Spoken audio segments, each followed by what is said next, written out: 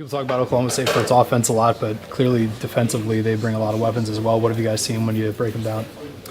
Yeah, they're a very sound defense. I think the offense we got our work cut out for us this week. I think their front is a very physical front. They're bigger, tight bodies. They're tougher to move. They got a lot of these fast, quick twitch linebackers that bring a physicality to the unit. They do a great job at keeping everything in front of them and rallying to the ball and making plays.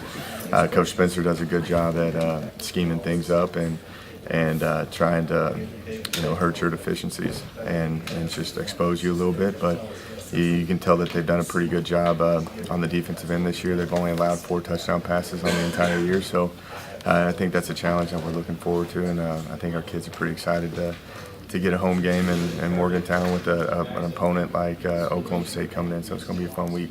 When you look at the offensive numbers and, it has the potential to be a track meet and to be putting up all sorts of points, how have you seen your offense this year or just, in the past handle something like that when you know that each possession could potentially be that important with how quickly the opposition can strike? Yeah, you don't look into it like that deeply. It's more of just go out and let's play our game and worry about the things that we can control. I know that they're going to have to fight for every single yard because they do a good job of keeping everything in front of them. So it's mainly keep the same mindset, keep them confident, and go out there and play our game. And I think they're ready to go out and play this opponent. What'd you learn from tape of the fourth quarter from the Baylor game? Yeah, you had 2 drives in the fourth quarter, and we 3-and-outed on one of them, and we had about 4 plays in punt.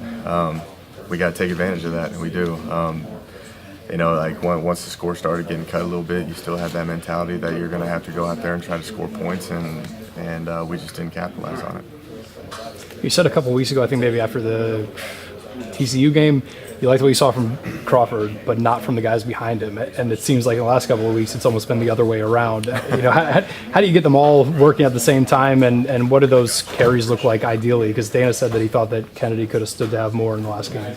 Yeah, we decided that we were going to attempt Crawford, and I think Crawford got a little bit more carries than he should have.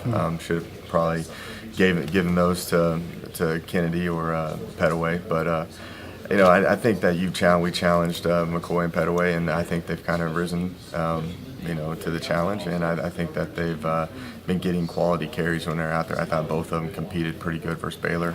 Both had some runs that kind of sparked us a little bit, so. I think it's tough to keep them all happy, but I think Coach Dews and how he rotates them and how he coaches them, I think he's got a pretty good mix of how it's going. What's your take on the quarterback battle? Obviously, a big stage for those two, but a lot of people nationally are going to talk about it as well. Yeah, you got 2 great quarterbacks too. I think NFL guys. So I think it's going to be an exciting game. Again, they're going up against 2 good defenses too now. So it's going to be interesting to see which is the guy that's going to rise to the occasion and make the most plays. Can you compare?